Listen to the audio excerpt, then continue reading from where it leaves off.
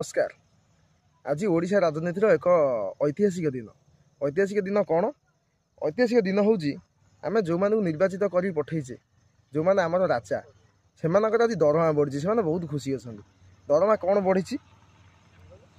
cabinet मंत्री पाइबे आज्ञा 40,000 राष्ट्रमंत्री पाइबे 38,000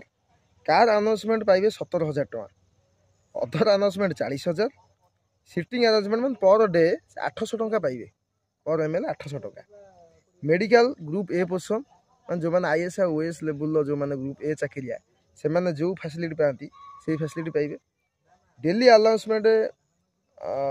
1500 मैंने राज्य भितर राज्य बाहर हेले 2000 ट्राभेल पर किलोमीटर 15 टका ओडिशा भितर आ ओडिशा बाहर 20 टका पर किलोमीटर टेलीफोन बिल 15,000 जोटा कि जिओ रे मात्र 400-500 टका मासिक खर्च हो जाए करेंगे 15,000 टका पाइबे गवर्नमेंट तरफ कार आडभांस जदि कार बुकिंग करने को चाहते 5 लाख टका बैंक ऋण दब और मात्र 8% सुधर जोटा कि साधारण गरीब साधारण लोक आम मैंने कले 18%, 20%, 25% जाए आज्ञा पलाऊे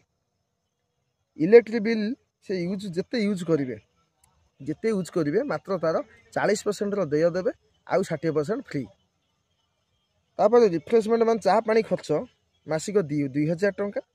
पेपर पाइबे 4टा पेपर पैसा पाइबे एवं घर भड़ा जो विधायक माने निजर क्वार्टर पाई ना गवर्नमेंट क्वार्टर पाई ना से पर डे 1,000 टका लेखा पाइबे माने मासिक